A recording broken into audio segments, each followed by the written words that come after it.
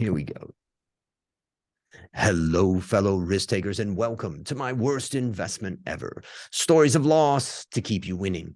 In our community, we know that to win in investing, you must take risk, but to win big, you've got to reduce it. Ladies and gentlemen, I'm on a mission to help 1 million people reduce risk in their lives. To join me, go to myworstinvestmentever.com and sign up for our weekly free Become a Better Investor newsletter where I share how to reduce risk and create, grow, and protect your wealth. Fellow risk takers, this is your worst podcast host, Andrew Stotz from A Stotz Academy, and I'm here with featured guest Pim van Vliet. Pim, are you ready to join the mission? Yes, I'm ready to go. Let me introduce you to the audience.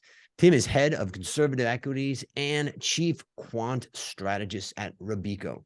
He is responsible for a wide range of global, regional, and sustainable low volatility strategies. He specializes in low volatility investing, asset pricing, and quantitative finance. He's the author of numerous academic research papers and various books. Pim, take a minute and tell us about the unique value that you are bringing to this wonderful world. Yeah, thanks for having me, Andrew. I was really looking forward to this. Also, the name of the show is awesome. With Otto von Bismarck, who said, a wise man learns from others' mistakes. So what I'm trying to bring to the world is bring simplicity and translate academic scientific insights to basically normal people. So to translate that and to have an impact also by doing something with this research insights in actual trading and managing portfolios, which we currently do multi-billion. Maybe you could just tell us about your client base and kind of what's the size of your assets under management and what you guys are doing.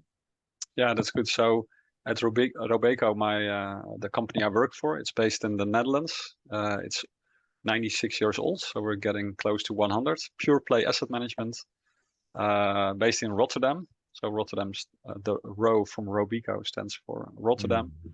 We serve clients all over the world because in the Netherlands, if you step in your car, in 1 hour you're abroad. So we are international investors serving in international client base, about more than 70 billion.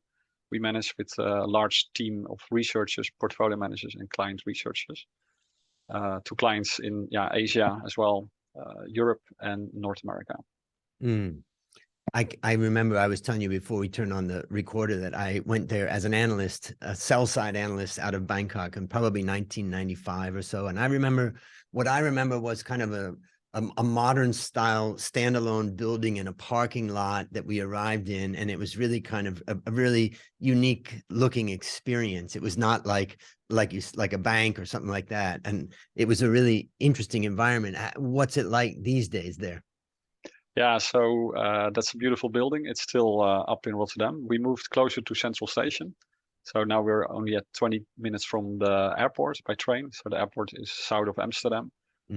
So very convenient. And it's a very light building, more Scandinavian look, lots of glass, lots of space. Yeah. The previous building was more vertical and this one is more horizontal. So much more room for cooperation. But we do have a history of nice buildings. So tell me more about what you are doing these days. You know, what's hot in your space. Yeah, so I'm a quant portfolio manager. Also, one leg in academia. So I also like to continue to do research, to join the debate. What's going on a lot. So academic factor-based investing has become accepted. When I joined, did my PhD, it was still at its infancy. But due to the rise of computer power, dissemination of research, more people getting CFAs, getting to know about what the academics are writing about factor premiums. So that has really become mature and big.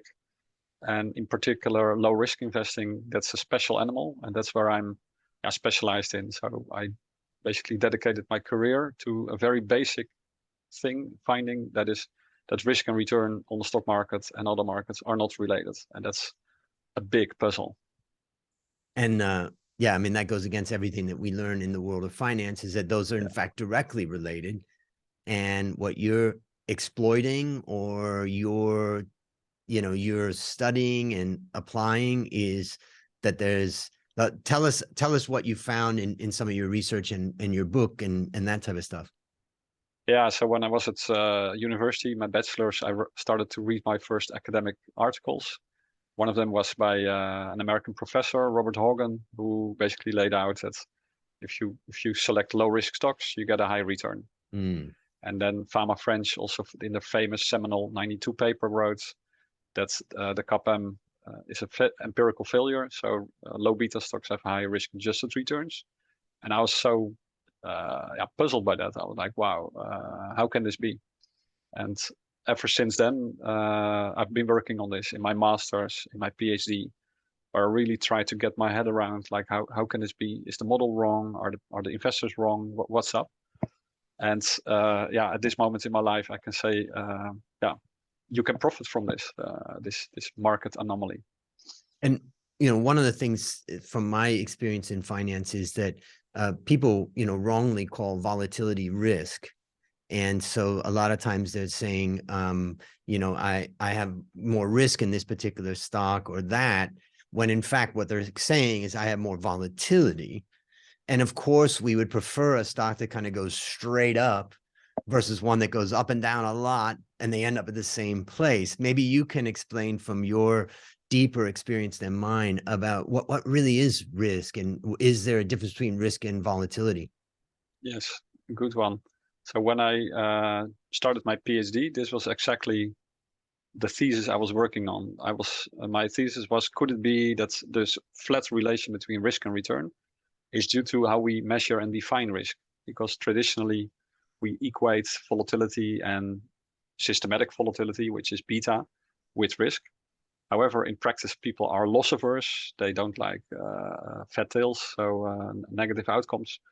And returns of stocks are also not normally distributed. So maybe we should change the model, which I did. So I worked on extensions of the capital asset pricing model, worked on modeling downside risk using models from the 70s. These were developed, applying them to these anomalies and factors to see whether these alphas were maybe a compensation for downside risk.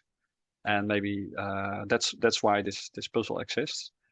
The answer to that was that's not the case. So if you change volatility for downside volatility, you still find this anomalous pattern.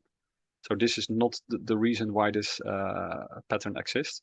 Results do get, in fact, a bit better. So if you look at more downside risk measures, more longer time horizon, then you still cannot explain why those stocks which have a lower downside risk have such a good long-term compounded return.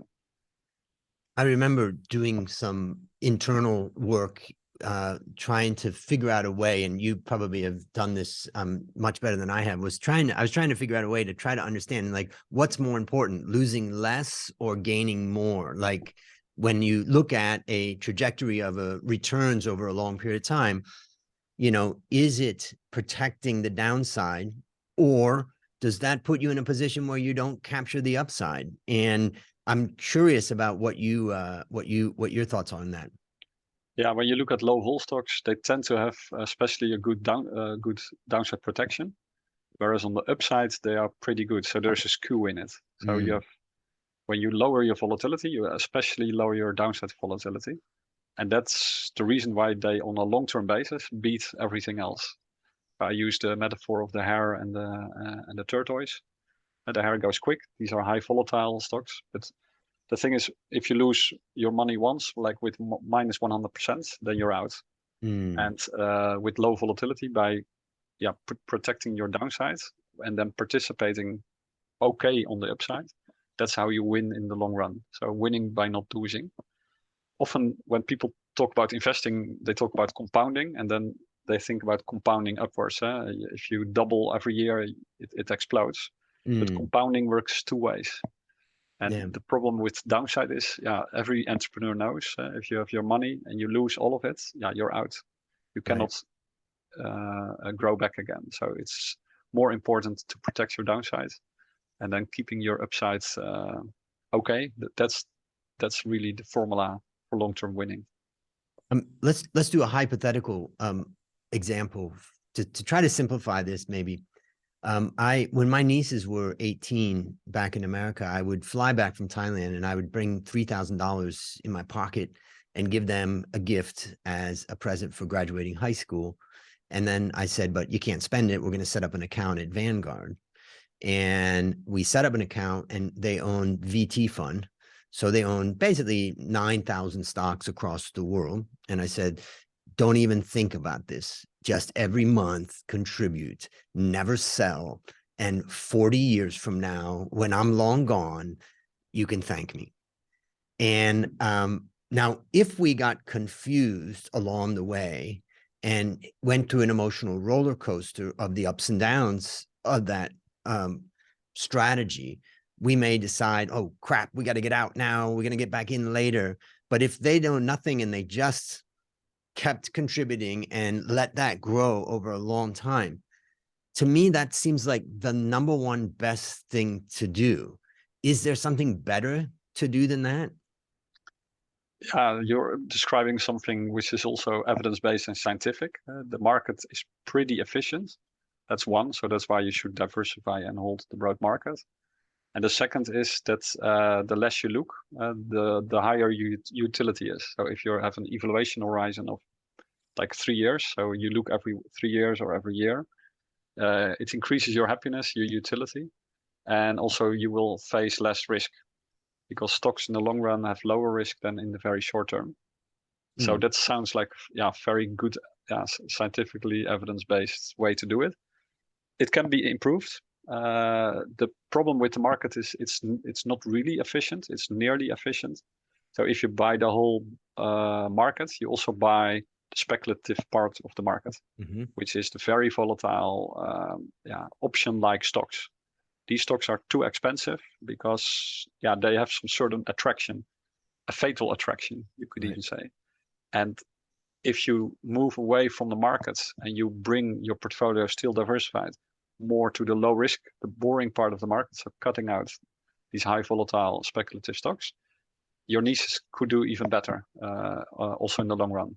But that's a sort of small enhancement to, in the basis, a very good, prudent investment strategy. And is that the type of strategy that you're offering clients? Yeah, that's the philosophy behind the products I offer. Maybe to explain it a bit more. So the low volatility stocks outperform the high volatility stocks. That's an empirical fact. It's proven in the US stock market. I recently did a research going back to the 19th century, really 1866. Also back then, the boring low vol stocks outperformed the risky ones. You also see it in China, in Asia, any markets you test. So the evidence is really strong. For those interested, you can also check this. If you do a Google search on low volatility, go to Wikipedia, you can read all about it. I also decided to write a book about it, more for the layman. So maybe also for your audience, this might be interesting. It is in 6 languages. So it is called High Returns from Low Risk. And I'm showing it now to the camera, but on the front of it, there's a tortoise, which is sort of a metaphor for low risk investing. And I decided to write this to my dad, who is an investor and an entrepreneur, and to really explain in simple language how you can take academic insights and translate them into a real life strategy. So I'll have the links in the show notes to the book so people can check it out. I wonder, one question I have about risk that I've always kind of been baffled about is that for me, like I don't go on an emotional roller coaster in the stock market because I know I learned a long time ago not to get on that ride, so I don't feel a lot of pressure. And I know that you're going to underperform periods of time. And so I'm not like, I had a strategy call the other night, and they said, commodities underperforming right now and you're overweight commodities. What are you going to do? And I said, nothing, because my next rebalance where I set every quarter, and that's when I look at it, it's coming up in the end of February, early March, and then I'll look at it. And I think so the point that I wanted to ask you though, is that I wonder if we're doing people a disservice by talking about their emotional aspect, right? So when we talk about, well, when the market's going to be really terrible, what you're going to do is you're going to take your money out, or you're going to make a mistake because you're going to be on an emotional roller coaster. And therefore, we have to somehow reduce your risk so that during that time you have less of a drawdown. And really what we should be telling them is, you know, you shouldn't freak out at that time, but maybe we just give up on that and we just tell them, look, here's the situation. I'm just curious, where do you fall on how to help the client? Yeah, it's a good one. So emotions are usually of great help, but in investing, often not. The question is, how can you protect yourself from them, especially the ones which are hurting your performance? So yeah, I'm a quant portfolio manager, as I said in the beginning. So we use a rules-based process.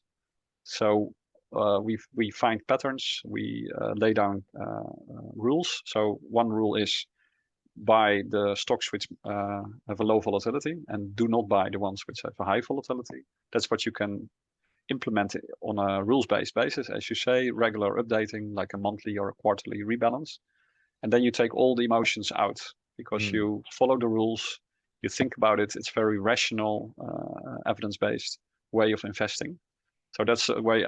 That's why I love quant investing, because if I had to do it myself, I would be at night thinking, should I buy Tesla or Apple, or I should have sold material stocks? And Let's say it's tough story-based to stick to your process. Yeah, as opposed it to is process-based.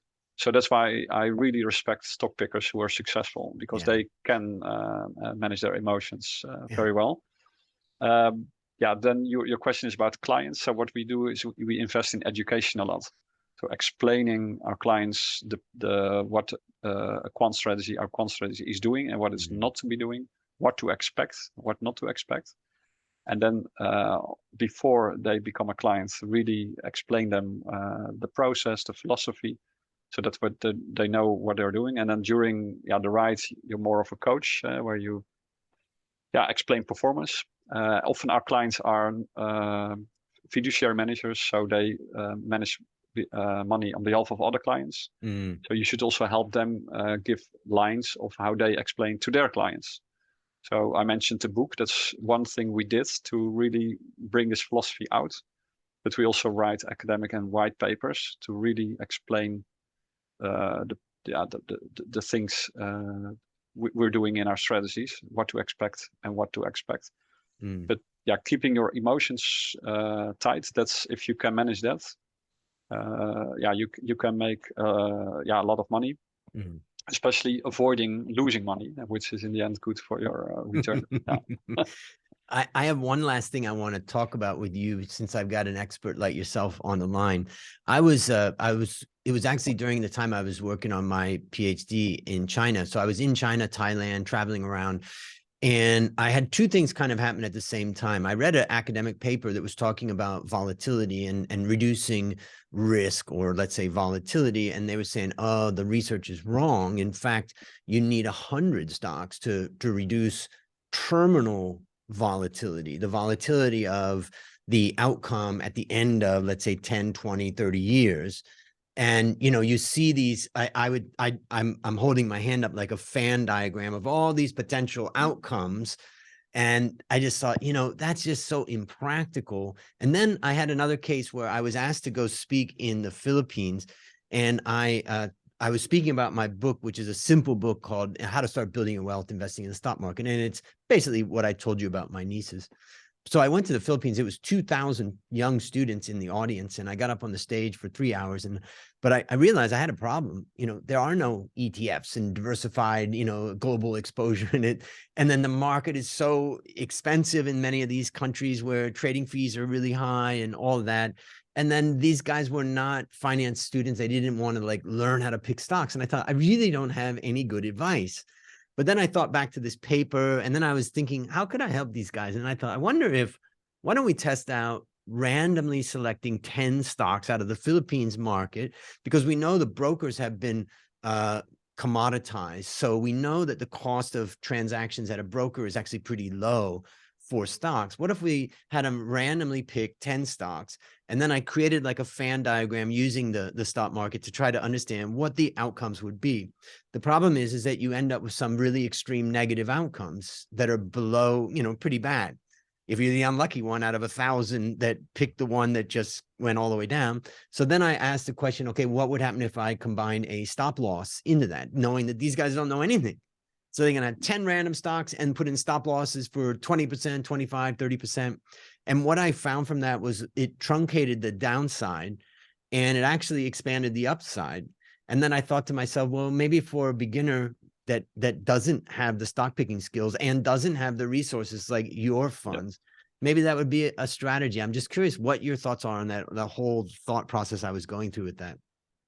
Yeah, one is the diversification. So once you buy one stock or 2 or 3, it really starts to help.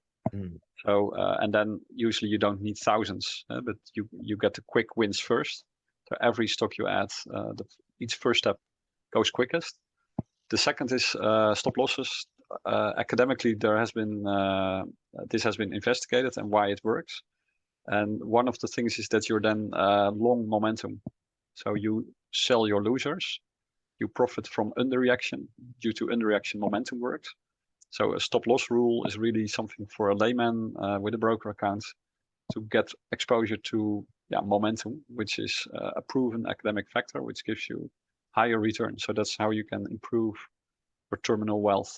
Yeah. So that's how I look at these 2 examples. Which would also allow you to have a smaller portfolio size, as opposed to having to get diversification through 50 stocks. You could go down to maybe 10 or 15. What is your thought on that? Yeah, if you do it smartly, so you suppose you have 10 sectors, you pick from each sector a representative stock. Good point. Yeah, then you can do it smartly with the tools you have, of course. If there's no ETFs, if there's no funds available, this is a way to do it. And it's like the 80-20 rule. So if you do it like this, you have 20 stocks from 10 sectors, then you basically get to 80-90% of the diversification potential you might achieve. So good enough. Which works well in the U.S. market, but in the Philippines, where there's only 40 large and liquid stocks, it raises so many other, So I ended up doing it randomly, but I think if we have the potential to do that random selection within sectors, it seems like that's the optimum way. Yeah, and then some Philippine stocks might have more international exposure, and then you pick them. Yep. Well, I'm fascinated to learn what you're doing, and it sounds interesting, and you've answered some questions that I've been taking some notes on. So now it's time to share your worst investment ever. And since no one goes into their worst investment thinking it will be, tell us a bit about the circumstances leading up to it, and then tell us your story. Yeah, thanks. My story about so I thought about this, and it's good to show the lessons you learned. So for me, I had to go back in history. I have been fascinated with money saving ever since I was a small kid. Like I said, my father is an entrepreneur. We had a family business. So I was sometimes working, I was saving, made some money, put it on my piggy accounts, made some good interest. I learned about the compounding of interest, fascinating. That if you get 10% interest, 10, and then due to magic, more money appears. So I was still young. I remember that. Then I decided to go into a mutual bond fund. So instead of interest rates on my saving account, I went into a fund. I did this together with my dad. He also bought some, and I was like, wow, now I go from 6 to 8% yield. Back then it was in the 90s. So this was a few years before you visited the Netherlands. I was then a teenager. What then happened was that in the 90s, the stock market became more and more popular. The newspapers started to write more about it. And I was getting a bit bored by my mutual funds in bonds, because I looked up the price every day, wanted to go up, of course, and then it was flat, or it went up 10 cents or down 10 cents. It was just very low volatile, boring. And I was a young, eager kid, and I thought I could be smarter than that. And then I started to follow the news, and then my eye fell on a Dutch aircraft manufacturer that was trading for 13 guilders, so that's roughly euros, roughly dollars. So it was trading at 13. And I was looking up the price and I saw it was 40 a couple of years before. So it really went down. It was a cheap buy. It was in the news a lot because it had problems. It was partly bought by DESA, so that's a German conglomerate. They were investing in it, and the aircrafts were really good products. So they were basically building 100 seaters, 150 seaters. So below Airbus and Boeing. Although the production base was a bit high. So in Europe back then, the currency was strong, the guilder, and so the costs were too high. Still, I was like, yeah, this stock is in the news. It went down. It was very volatile. I thought, let's do it. My advisor at the bank said, don't do one stock. Just if you go equities, do it in a fund. But of course, I was a bit overconfident because I thought this can only go up. It's an airplane, so usually they go up. Airplane company. Now then, things went sour. It went down and down. So it gave me lots of stress because I put a big amount of my personal wealth in it. I think it was over half or something. So I was closely watching it. First with the emotion of greed, and then the emotion of fear. So exactly the roller coaster as you refer to. It was a wild ride, and it ended up with the stock went bankrupt. Luckily, I was able to get out at 3, so I basically lost 75%. I also described this episode in my book. It's funny, Andrew, that when people read my book, they come back and they all have their own experience like this. So that's also when you asked me to join this show, I thought I should join and tell this about this experience. Yeah, it learned me a lot of things. So first I was overconfident and over-optimistic. So I was not reading the information right. I was greedy. I thought it was once 40, so it will go back to 40. So I assumed some sort of gravity law or something going on. I also learned that compounding works 2 ways, because if you lose 75% at a certain moment, I thought, should I buy more of it? And then, if you lose 75, you need 200, 400% to break even. So that's terrible. And I learned that risk, if you take risk on stock market, it's not rewarded like some sort of karma. Like normally when you work, you get income, and that follows. If you take risk, I thought you get return, but that's that's different. It's not the case. And as I learned later on in my professional career, it's even if any, there is a negative relation. So taking more risk will give you a lower return, and that's the story of my life.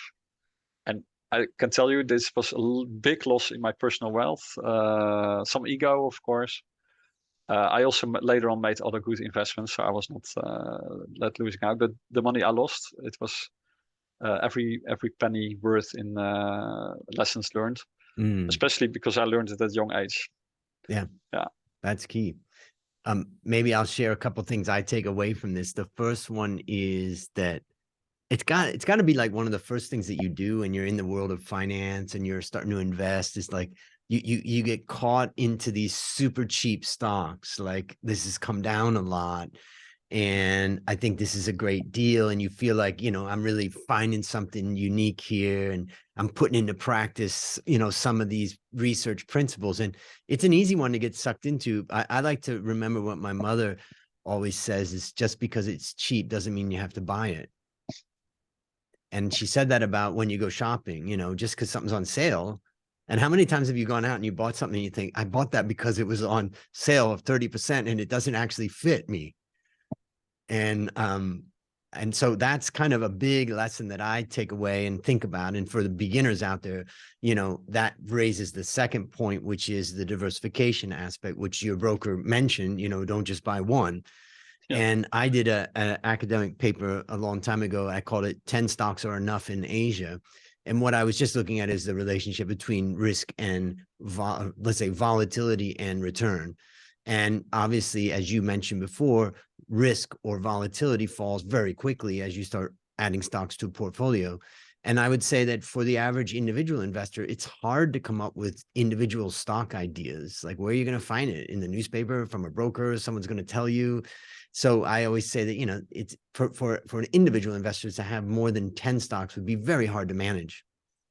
And to have less than, let's say, 5 would mean way too much risk if any one went bad. And so I always say, for the average individual, if you really, really want to invest in stocks individually on your own, then I would say invest in 10, and I would say put stop losses on it. But that's kind of one of my takeaways that I think about, is that how often people get started in the stock market and go all in on 1 or 2 stocks. Anything you would add to those? Yeah, it's prudent and wise advice. In the funds we manage, mostly for institutions, also in your region. So we have offices in Japan, Singapore, Korea, China, Australia, but of course also in the rest of the world. In those funds we manage mostly for institutions, we apply also stop losses. So it's diversified strategies, buying low vol stocks, getting momentum in, and that's the best way to have your sell discipline. So if something goes down, sell it, and don't think, oh, it's getting cheaper, so let's put more in. So that's really, stop losses really are difficult to overcome your own biases. And then we still add some value factors in as well, so income, because in the long run that's also a good predictor of returns. Right. So this mix is something which works best. So diversification, low vol, stop losses, momentum, and income value. That's what we call the conservative formula, which we apply with success. And also, the interesting thing is also people listening to your podcast might be also both retail investors themselves, but also professional investors. And that's interesting also to see that some of the clients we meet, they are responsible for billions of state fund money or other insurance money, but they're also investors themselves. And then explaining those quant rules in simple ways could also help them better understand the more sophisticated quant strategies we run on behalf of our institutional clients. Pim, it was one of the things that I remember as a young analyst, and then watching and listening. When I first started out, I really had no money. I came to Thailand with pretty much nothing. And so I got a job, and all I could think about was paying off my student loan debt. And then all I could think about is, I'm just a poor kid from Cleveland, Ohio area. And nobody's taking care of me here. I've got to really hoard my cash. So it was a long time before I started investing. But what I saw was that the brokers that I work with, even some of the fund managers, I can say that they were on a roller coaster ride with their own personal investments. And I always said, throughout my years, if we measured the performance of the typical financial professional, it'd probably be significant underperformance, because they're taking big bets and then they're taking care of their clients, and then they're not focusing on their portfolios. And then next thing you know, boom. So that's kind of been my predictions. One of the questions I had, how could a client walk away from your strategy? Let's say you go to do a presentation, and there's a mandate there for X 100 millions, whatever that is, and you're presenting against some other competitors. It's very hard for me to understand why someone would walk away from your type of strategy. Why would they? Walk away. So do not invest in it. I mean, like, why don't you manage half the money in the world, type of thing with your strategy? Now, one thing, there's a limit to active investing. So we manage about more than 70 billion. We can go up to 150, 200. And at a certain moment, you start to impact your own prices. So that's one reason. So alpha is always scarce. So the quest for alpha. And the second is not everybody knows about it. Many investors face constraints. So many professional institutional investors have benchmark and leverage constraints. So they say, hey, I've got MSCI World as a benchmark, or MSCI All Countries, or any market index. And then they say, yeah, if I lower the risk, so I go for a conservative, low volatility strategy, I get lots of benchmark risk. So that's also fascinating. That in the institutional world, many institutional investors face benchmark constraints, which is limiting them from not only walking away, not investing in this very appealing strategy.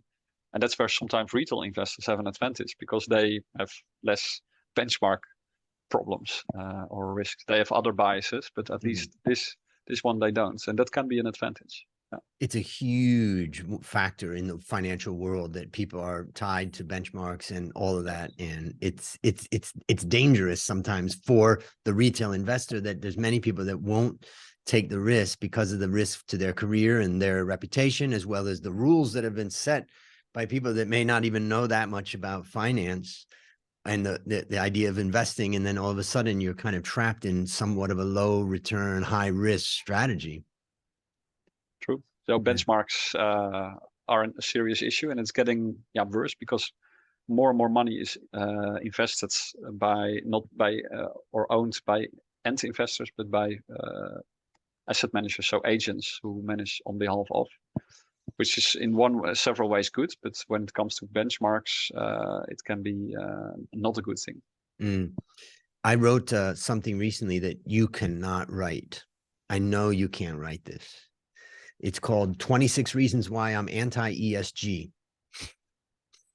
And I went through a lot of stuff, and I just see some stuff that I really don't like. And so I laid it out.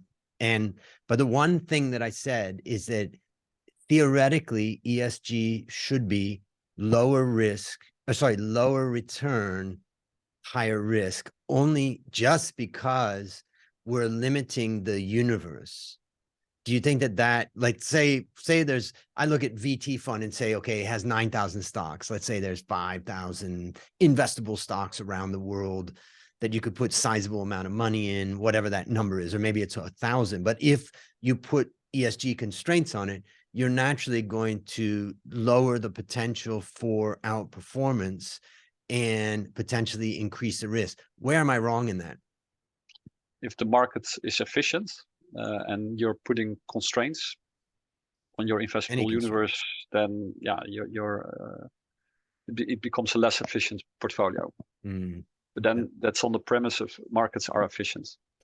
So I believe that they're nearly efficient. So there is some way to do better, but in a very humble way. Even quants can be too over optimistic on their models or their skills. I believe we can. So in the strategies I run, we now have a statistical significance of the outperformance. So after 16 years, nearly 3% alpha with a T-stat around above 2. So that's pretty good. But still, it might have been luck. You never know. When it comes to ESG, our research shows that some more proprietary variables linked to social. So if there's good governance, if companies treat their employees right, that can be a source of alpha, not priced in by the market. That's another thing. Then putting some ESG tails might be beneficial. So I'm a bit agnostic here. Right. So in the market, if markets are efficient, if you're on the Chicago school, then you say just buy the whole bunch, and anything else will not work. But then also factor investing can also be dismissed, because I also exclude very risky stocks from the universe, and I do that for good reason, because I found that markets are inefficient in that part of the market. That might be true for some really bad ESG firms if they have some unpriced risks, which the market is not pricing. That's important here. Then it might be beneficial. If the market is overpricing this, that could also be the case. That market participants just love green stocks and that pay a premium for that.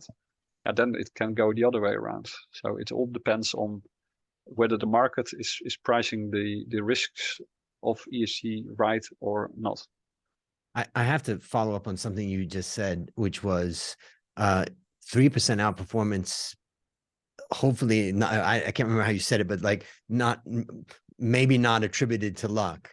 And one of my questions I have to you that I don't know the answer at all, but is we know that based upon some sorts of statistical distribution that there will be some persistent winners and persistent losers. And therefore, we can say that there's a certain number of investors or funds end up 20 years from now massively outperforming only because of luck. Yep. Like there is an underlying randomness and variability. How do we determine if the person we're looking at is ending up 20 years out, having outperformed? How do we differentiate between whether they were lucky or whether they did it through skill? Yeah, that's a good question. So that's also in finance when I teach at university, how to distinguish between luck and skill. Yeah, for that, for example, the funds I manage, we had roughly 10% outperformance last year. Mm. And the year before we had an underperformance of 2. This year we're looking at about -5 because markets are really up, it's lagging. So you're looking at +10, -5, +2. So what you then do is you risk adjust the series, and then you can see whether the outperformance pattern is consistent and significant. Mm. So we now have 16 observations of annual observations, but we also have more than 150 monthly observations, and then you can look at the consistency. And like I said, the T-stat is above 2 of the risk-adjusted outperformance, which means that there's more than 95% chance that it's not luck. But still, there's a couple of percent chance it could be just a luck. So that's why I like to continue my job. I'm now in my 40s. Continue to test it. And yeah, continue to test it and to see whether these academic insights really work out of samples. So for now, yes, but for me the goal would be a t value of 3. Then you're really at the 1% chance that it's not luck.